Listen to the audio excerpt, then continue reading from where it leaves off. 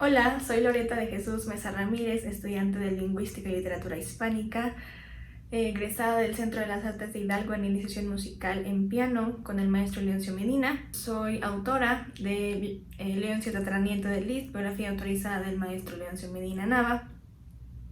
Y el día de hoy tengo la oportunidad de charlar con el maestro Jorge Federico Sorio Puente, uno de los pianistas más importantes del país, con una trayectoria extraordinaria que de más de 50 años, que festejó en 2015 en el Palacio de Bellas Artes. En 2012 fue galardonado con la Medalla Bellas Artes. Ha tocado con muchísimas orquestas de Estados Unidos, América, Europa, Asia. Hace poco tuvo una temporada de conciertos con la Orquesta Sinfónica de Minería. Fue maestro de piano de la que hoy es titular de piano de la Orquesta Sinfónica Nacional, la maestra Argentina Durán. Ha recorrido el globo prácticamente tocando.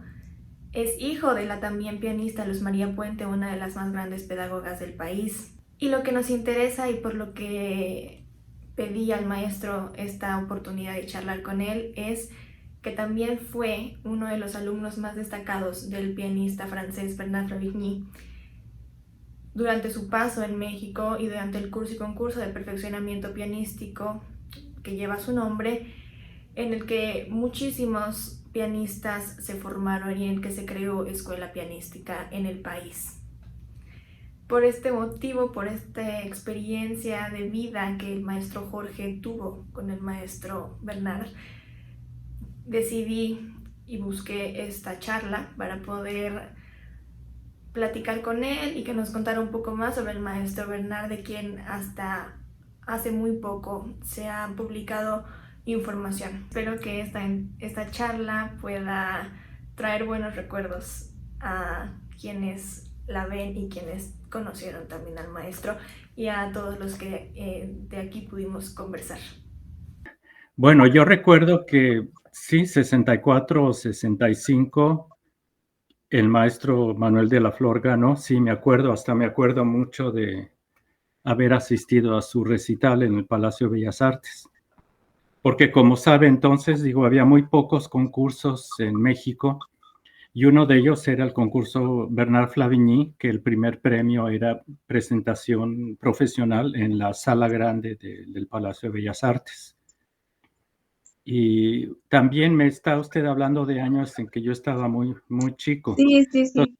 me acuerdo muy bien de Manuel de la Flor, me acuerdo muy bien de María Elena Barrientos, Sí. de otro pianista también de Culiacán, ahorita no recuerdo el nombre, porque yo empecé a ir a los cursos del maestro Flavigny precisamente en el año 60 y, pues yo creo que 63, 64. Sí, tenía Desde como antes, 12 años, ¿no? sí, sí, 12, 13, sí, Ujú. exactamente. Y yo gané el concurso Flavigny cuando tenía yo 15 años, en el 60 y, creo que fue el 67, Ajá. o el 68, o el 66, más bien. Ah, sí. Sí, porque Como creo le que dice que ganó en el 68. yo, Ujú. probablemente, sí, pero no, no, no, yo creo que, bueno, por ahí tengo la fecha, pero es 68 o 67, seguro. Ujú, Sí. ujú. Y bueno, yo sé que usted ha tenido muchísimos maestros, pero ¿hay algo que haya aprendido del maestro Vladimir que diga, ya Sí, sea técnico, qué cosa? sí. Bueno, para mí fue fundamental, como dice usted, yo he tenido muchos maestros posteriores de los que realmente aprendí muchísimo, pero las bases de, de, de lo que, de lo que sé del piano, siempre regreso mucho a las enseñanzas del maestro.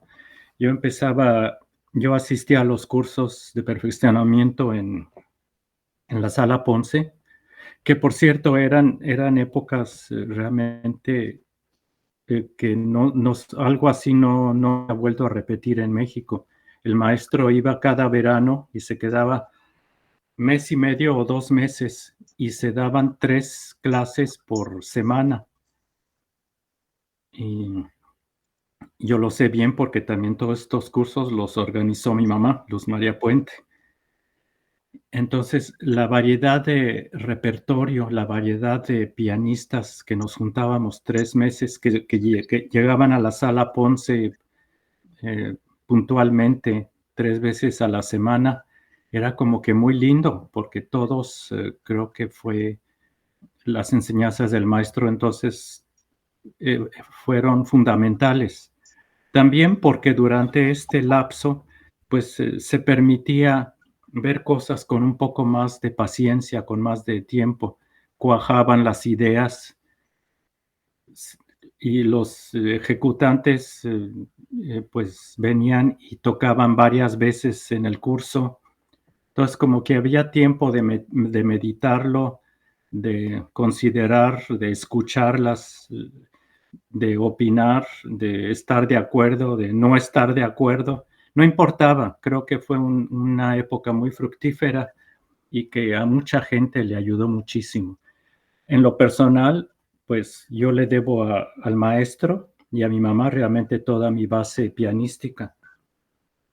Obviamente se ha enriquecido después, pero como le decía, regreso muchísimo a los principios que aprendí entonces ahí de niño con el maestro, en el curso y en las clases privadas con él.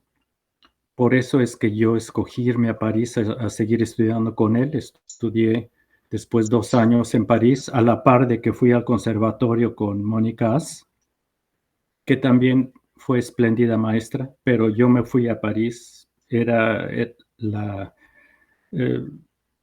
la idea de ir a estudiar y perfeccionarme con el maestro Flavigny. Ahora, como siempre, a fin de cuentas, todo eso tan valioso, cada uno como artista, como músico, como individuo, pues cada quien es su propio maestro, ¿no? Cada quien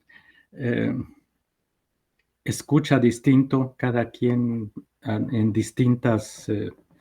distintos momentos de la vida, de su desarrollo, pues a veces las ideas cuajan, a veces tarda uno a veces años en entender algún comentario o alguna crítica o algo que al respecto de lo que está uno haciendo, ¿no? Así es que para mí realmente le estoy sumamente agradecido y creo que tuvimos una época de oro de cursos de perfeccionamiento en piano.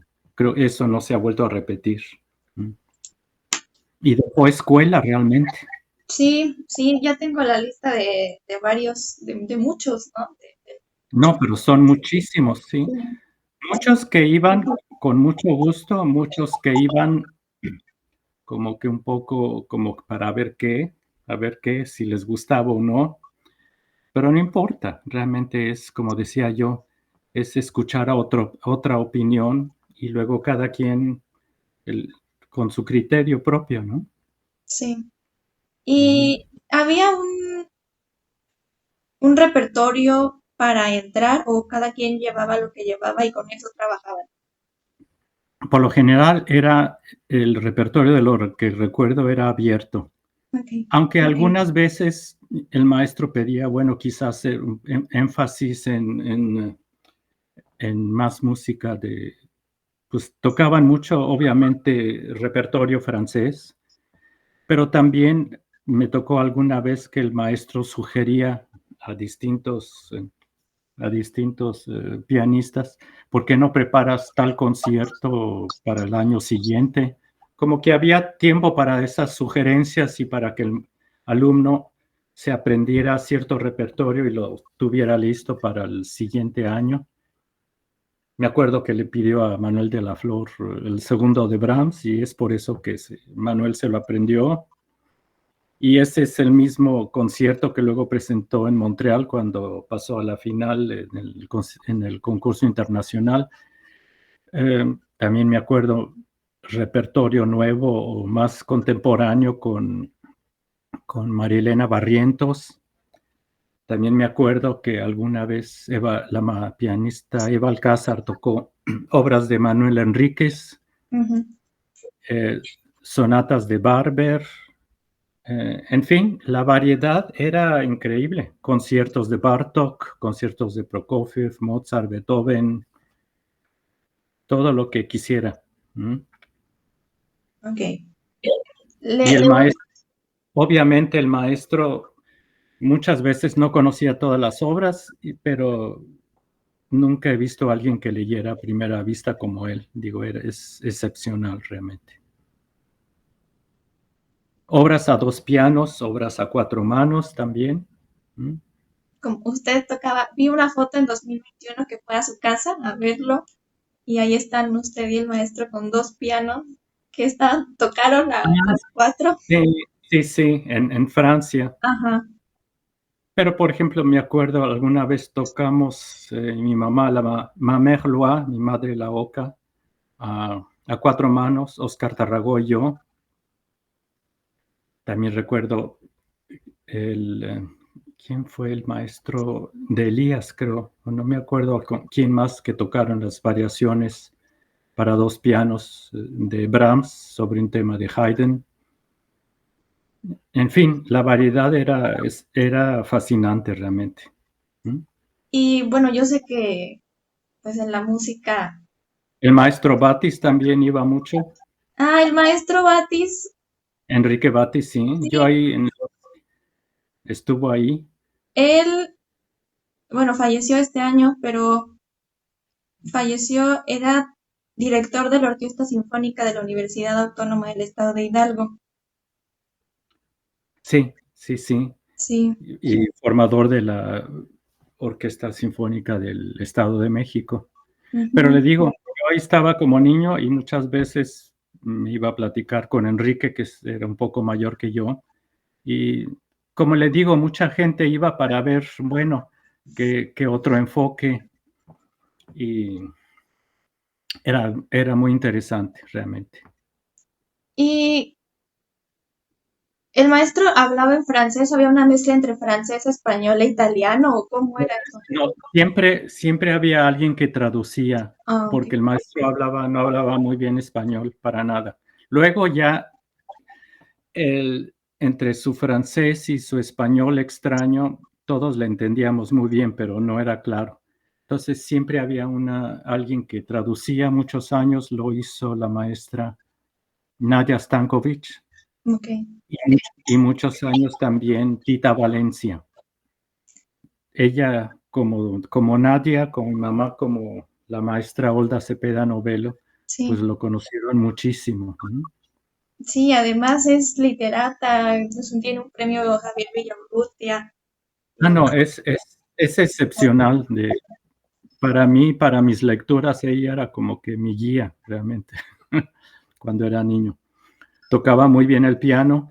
En una época hasta hizo un dúo con Hermilo Novelo, con el violinista que fue muchos años concertino de la Sinfónica Nacional y luego se dedicó más al concertismo solo. Así es que le digo, el ambiente, sobre todo en los años que se dio en la sala Manuel M. Ponce, pues tan enriquecedor y que nos dio a todos tanta motivación. Le voy a mostrar una cosa que mi maestro dice que aprendió de él, pero que no tenía nombre. Y él le puso un nombre para enseñarlo. Y entonces le quiero preguntar si usted también lo aprendió de él o si él se lo inventó, porque es capaz. Teclas y hacer ejercicios de diferentes digitaciones, diferentes movimientos, como sin dejar de mover los otros. Sí, exactamente. Bueno, ejercicios para independencia. O sea, había que poner la mano en esa posición, en esas notas, y luego hay una variedad extensa que se puede hacer de ejercicios con los dedos tenidos, sostenido una nota o dos notas, y luego las variantes son muchísimas, que parece muy sencillo, pero no es para nada. Y es algo que todavía se hace. Creo que eso los aprendió el maestro Flavigny de su maestro, de Alfred Cortot,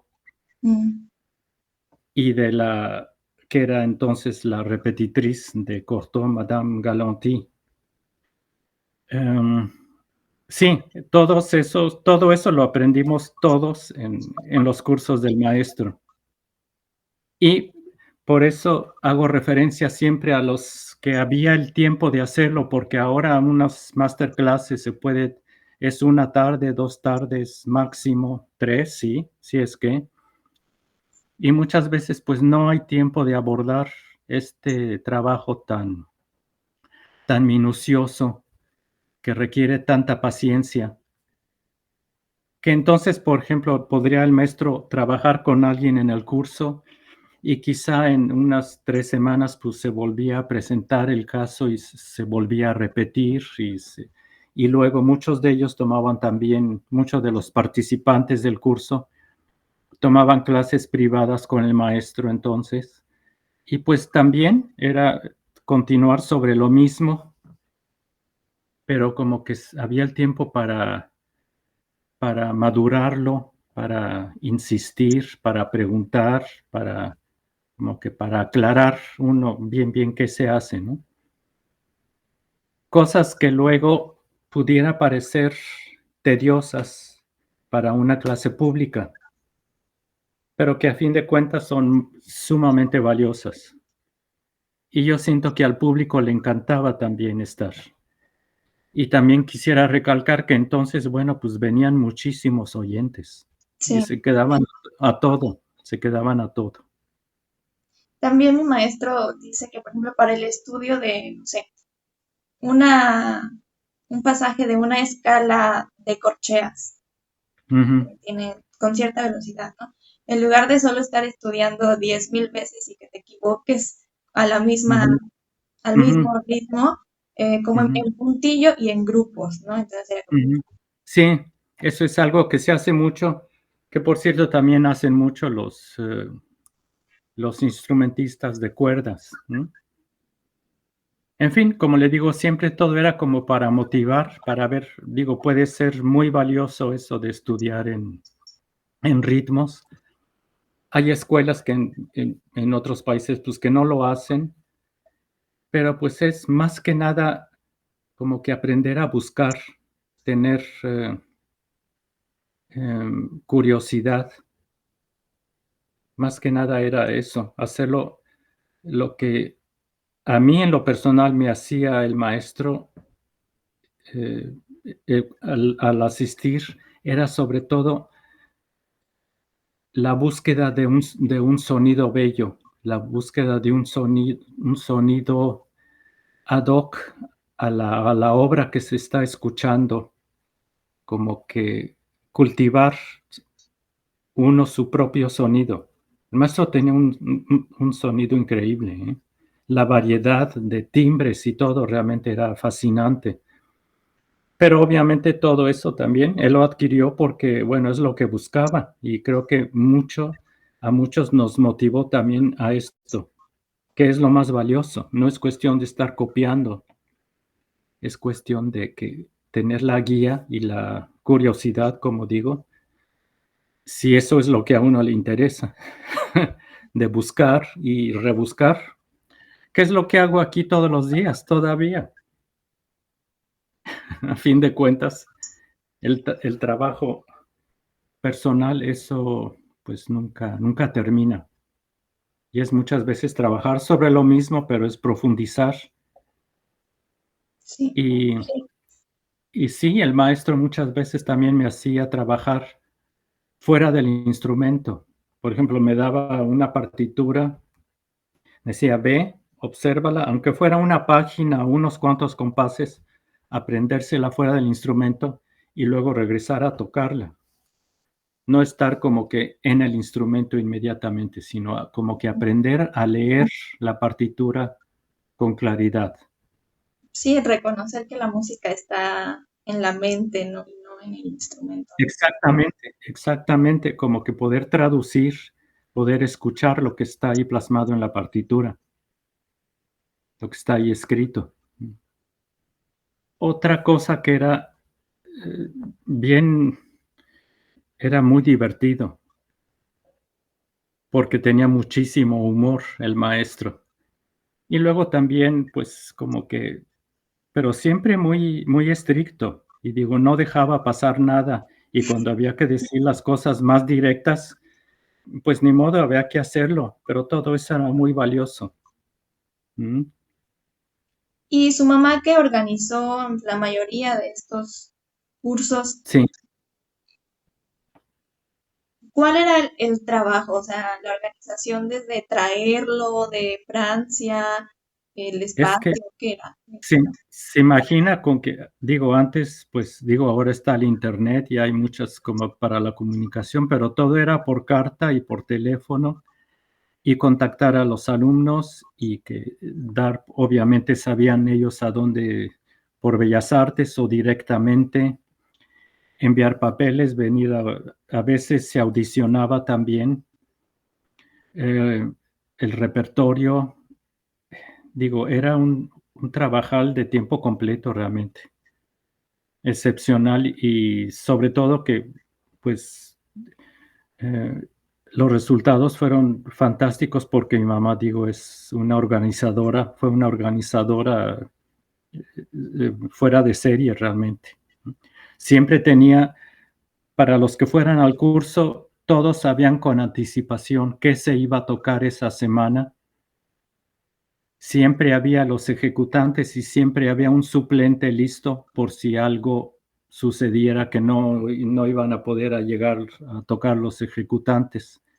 O sea, no había nada como que improvisado, pues que no llegó fulanito, ay, a ver qué hacemos, no sé qué. No, no, no, siempre estaba el suplente con otra obra listo. Se dice fácil, pero como que había que organizar todo y no era tan sencillo, mucho trabajo. A mí me tocó verla trabajando ahí en la sala de la casa, pues muchas horas. Y No, muchos de sus alumnos igualmente participaban en ayudarla. ¿Mm? no, mire. Pero es que además, Sí. imagínense, 4 hijos, por 4 hijos chiquitos, y luego las clases y el concurso, ay, mucho Y bueno, y mi mamá su carrera, porque digo, su trabajo. carrera, diga, nunca dejó nada. Todo esto lo hacía al mismo tiempo que tenía que, ella daba clases, estudiaba, daba conciertos. Ujú. Y pues ellos fueron muy amigos, ¿no? Porque al final encontré una entrevista de su mamá que hablaba sobre el maestro y que el maestro cada que regresaba a México se reunía con ustedes, con Tita, Sí, con Olda. sí, con todo, sí. Em, el maestro por lo general, bueno, se rentaban, le rentaban, yo creo que Bellas Artes les rentaba un departamento donde pudiera él estar dos meses. em, y prácticamente venía todos los días el maestro a cenar y a estudiar y a dar clases. O sea, Mm. trabajaba todo el día. Entonces, sí, no, yo me acuerdo de él muy bien. Digo, esto, muchas veces estábamos jugando mi hermano y yo y el maestro estudiando y oía yo las clases que le daba mi mamá o venía a tocar conciertos y venía Nadia Stankovic, venía Tita, venía Olda y el maestro les acompañaba a sus conciertos en dos pianos o viceversa. Me acuerdo cuando el maestro estaba aprendiéndose el quinto concierto de Prokofiev, pues yo se lo acompañaba en el otro piano. Entonces, se imagina qué increíble también cómo conocer estas obras de esa manera. ¿Mm? Ujú. No, qué Sí, y siempre era eso y luego caminatas largas con él. mucha plática, reírse hasta morir, porque era chistosísimo el maestro, siempre de buen humor. Y cuando una conversación más seria también, súper profunda, alguien con una cultura excepcional, pero siempre su humor y se le extraña mucho. Y ahí usted aprendió francés, ya cuando llegó a París ya... Más o menos, yo estudié un poco de francés en la Alianza Francesa y cuando llegué a París ya sí lo hablaba, pues no realmente con tanta naturalidad, pero ahí vivía yo, rentaba un cuarto donde tenía mi piano con una familia francesa, entonces toda mi vida era en francés, entonces lo aprendí bastante bien, realmente. Sí, vous avez un très bon accent. Sí. Ujú. Y no he encontrado información sobre qué pasó en su vida después, en la vida del maestro, cuando se terminó este periodo Bueno, de curso. el periodo de Bellas Artes, porque también lo que sucedió entonces, que bueno, fueron ya bastantes años, entonces como que seguir eso de por vida era un poco difícil. También el maestro decía de su carrera con cosas, inquietudes que él quería hacer, sus clases, sus conciertos, la dirección de orquesta que también le interesaba mucho. Entonces, pues como que hubo un momento en que pues se suspendió y fueron varios años hasta que después se retomó la idea y fue cuando empezaron los cursos en la sala Chopin, pero Ujú. ya era pues distinta la modalidad del curso, eran más cortos. Ujú.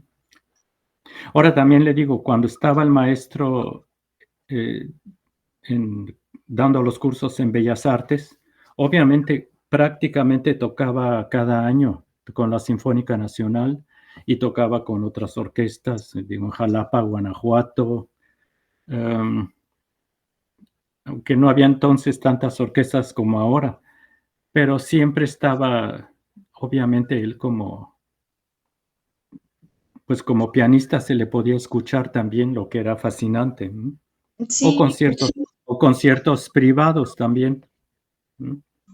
Pero le digo, yo creo que es lo que sucedió porque fueron muchos años de estos cursos de 2 meses y pues yo también pienso que no es fácil siempre como que tomar 2 meses completos, ¿no? sí. Y los de la Entonces, Sala Chopin, dinámica y ya luego pues fue cuando regresó allá a Sala Chopin y también fue increíble, digo, pero ya era otra cosa, vamos. pero ya solo era el curso o también había concurso. No, ya concurso no, eso era únicamente cuando estaba en Bellas Artes. Esos también los organizó su mamá, ¿no? Otro ganador también fue, me acuerdo, Jorge Suárez. Ajá. Sí, sí, no hubo gentes que venían y le digo, como que casi todos los pianistas jóvenes y que ya no son tan jóvenes estuvieron ahí con él. Alejandro Madrid es el que ganó otro también. Ah, muy bien. Gracias. Alejandro Madrid, un pianista talentosísimo. Me acuerdo, yo estaba muy chico, pero su recital en Bellas Artes fue espléndido. Ya voy haciendo completando la lista de ganadores. Porque le digo Ujú, que no hay como tal información sobre ese curso. Los pianistas que participaron o que ganaron, en una mini línea de su semblanza curricular lo ponen y ya, ujú, pero ujú, nadie habla sobre esto. ujú. Pero después de eso se dedicó el maestro a la dirección, a conciertos y a Bueno, dar el clases, maestro, ¿no? digo, a mí cuando yo ya estaba cuando me fui yo a París en 68, creo que el 69 fue cuando no me acuerdo si ya, no recuerdo bien, pero pues el maestro estaba también ocupado pues tocando, digo, haciendo su carrera. ¿Cuál es la memoria favorita que tiene con él? ¿Sabe qué? Cuando estaba yo en el 68, cuando estaba yo preparando para ir al concurso Reina Isabel de Bélgica, Ujú. en Bruselas. Recuerdo que estaba yo estudiando muchísimo y luego los papás del maestro Flavigny tenían una casa de campo, como a 1 hora y media, 2 horas, no un poco más, casi 3, de, que donde el maestro pasó su niñez, él ahí creció en Normandía. Entonces, había un piano ahí muy desafinado, que era el piano que tuvo el maestro, un piano Pleyel cuando era muy joven él. Ahí estudiaba yo mucho, me daba clases como de 2, 3 horas diario. Y luego lo increíble es que tenían una propiedad muy grande y nos íbamos a caminar por horas a los bosques. Entonces, la combinación de estar en el campo con el maestro, las clases tan intensas y luego estas caminatas tan largas, que no es que charláramos tanto, digo, yo no sé de qué tanto hubiera podido hablar con el maestro, pero era pues muy conmovedor, muy tierno, muy divertido. Y luego era regresar en la noche, cenar y a seguir estudiando. Fue una época muy linda. Y así hay muchas otras anécdotas con él, pero ese tiempo de preparación antes del Reina Isabel fue increíble para mí. ¿Y cuántos años tenía? Muy Ahora, joven. otra anécdota, tenía yo 17. Ya después, cuando estaba yo en el conservatorio, iba yo a mi clase con Mónica As en el conservatorio y casi siempre después me iba yo a casa de Flavigny a tomar clase también, como que combinaba. Y me acuerdo que siempre a veces eran clases increíbles, pero estaba yo frustrado, acababa yo prácticamente en lágrimas, como que de la frustración pues, de cuánto me falta por hacer y de una especie de frustración y admiración de todo, de estar ahí con el maestro. Pero había una ventaja porque tomaba yo un autobús de donde vivía él, en las afueras de París, hasta donde vivía yo con esta familia francesa en Montparnasse, y era un autobús directo que tardaba como 50 minutos. Entonces, en esos 50 minutos, pues yo me desahogaba, pensaba, lloraba, y ya después de los 50 minutos llegaba yo listo a seguir estudiando, Bueno, ahorraba 2 en 1. ya de mejor humor, sí. Pensé que iba a decir que en esos 50 minutos se ponía a leer las obras y aprenderlas de memoria. No, era sobre todo, bueno, como que pues la misma motivación y ya, pues ya pasó, ya lo que sigue, ¿no? A seguir. Pero también qué importante, ¿no? Poder vivir, digamos, la adolescencia y en general la vida y todo este proceso emocional a través del arte, pero haciéndolo y también sabiendo que se va a convertir y que ya es tu vida. Sí, exactamente. Por eso es tan importante saber y tener la disciplina, tener el amor, el cariño y la disciplina para lo que uno escoja hacer, ¿no? Qué bello, Ujú. qué- Ahora, también con el maestro, pues como le decía, muchas clases, él cuando había que decir las cosas tal como son, digo, era muy estricto, pero siempre nos escuchaba con tantísima atención Y como que algo muy valioso que yo siempre sentí que tenía el maestro es que con cada alumno sabía exactamente qué hacer. No es alguien que tenga, porque hay mucha gente que tiene mucha cultura y puede hablar muy lindo y ayudar mucho. Sí. Y eso es lo valioso, eso es lo valioso de un buen maestro, supongo. Yo creo. ¿Usted cómo se considera como maestro? Pues yo procuro hacer siempre pues lo mejor y ver sobre todo como individuo, ver qué es lo que necesita el individuo que está conmigo, pero siempre, sobre todo con las miras de que cuando está alguien en clase, pues es trabajar en las ideas musicales, ¿no? Y de los cursos, ¿hacían programas de mano? Sí, siempre, como le digo, estaba todo impreso y llegaban los oyentes o llegara quien llegara, sabía que se iba a escuchar, estaba todo, ¿Y todo ustedes impreso. conservan algunos o no? Tengo algunos, sí. Maestra María Teresa, ¿no? También vi una foto con ustedes. Ah, mira, sí, María Teresa Castrillón. Sí, por supuesto, sí. Y Digo, María había Teresa mucha. Rodríguez, también hay una foto de ustedes. Ah, sí, sí, pero la maestra María Teresa Rodríguez creo que, digo, ella pues tenía su carrera y todo, no es que fuera entonces conocía al maestro, pero digamos que no era tan amiga como Nadia o Tita o mi mamá, vamos, o María Teresa Castrillón también. Sí, sí. Ujú. Porque la maestra Rodríguez es de Pachuca, de donde somos nosotros. Ah, mire, qué bien, Entonces, sí. sí, el Ujú. maestro Leoncio fue alumno también de ella unos años. Ah, mire, qué bien. Sí, yo me acuerdo muchísimo de ella, pues iba mucho a casa, ella y mi mamá eran muy amigas. Sí, no, divertidísima la maestra.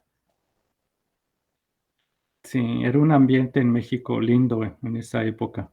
Sí, muy artístico. Y justo en una revista que leí, que usted compartió también de heterofonía, en el que se habla sobre el maestro Bernard y la música, la influencia de la música francesa en México, sí hablan de un ambiente pianístico en México muy influenciado por Francia, pero muy importante e irrepetible. Ujú. Sí, pero se habla mucho de lo de la escuela pianística francesa y todo, pero yo sentía que en el curso del maestro, obviamente había énfasis y muchos de los estudiantes traían repertorio francés, pero le digo, muchos descubrimos muchas obras de otros compositores. Le mencionaba yo a usted Bartók, Barber, Scriabin, digo, Poulenc, digo, otro francés, pero Honegger, Stravinsky, ¿me entiende? Muy, muy variado el repertorio. ¿Alguna vez tocaron algo de Rachmaninoff o algo así? Ah, sí, se tocaba mucho, sí, cómo no. Ujú. El maestro tocaba un tercero de Rachmaninoff espléndido, que le oí yo varias veces con orquesta en París. Wow. Ujú. Y sí, justo el maestro James Stafford dice que Ujú. antes, Pues él fue el, el ganador del primer concurso. mire, qué interesante, eso no dice, ¿por qué la Sí, gente no dice las cosas? Luego ahí uno tiene que estar buscando. bueno, es que hace ya tantos años pero pues, ahí está. Él fue el primer ganador del concurso, Y del primer Marilena concurso. Barrientos, supongo que la segunda, algo así, ¿no? No, creo que antes de María Elena fue seguro Jorge Suárez Ok. y Manuel de la Flor. Creo que, creo que María Elena Barrientos ganó en 64. Ok. Ujú, Porque ujú. en su biografía dice que fue de los primeros años en ganar. Es que yo todavía me acuerdo de su recital en Bellas Artes. Eh, que tocó por Gaspard de la Nuit, me acuerdo. En fin, fueron todos esos años que quizá a fin de cuentas no fueron tantísimos, pero fueron muy intensos, vamos. Sí, pero además en esta herencia musical que ustedes son una generación, digamos, de 80, 60 años aproximadamente, pues que han hecho ya una carrera como maestros que también ahí está permeando el aprendizaje. Absolutamente, sí. No mencioné también música de Messiaen también, digo, conocimos muchos. Es más, cuando yo toqué en el concurso Flavigny, cuando gané, de obra impuesta, eran unos preludios de Olivier Messiaen. Ahí descubrimos muchas sonatas de Schubert, de las que se tocan poco.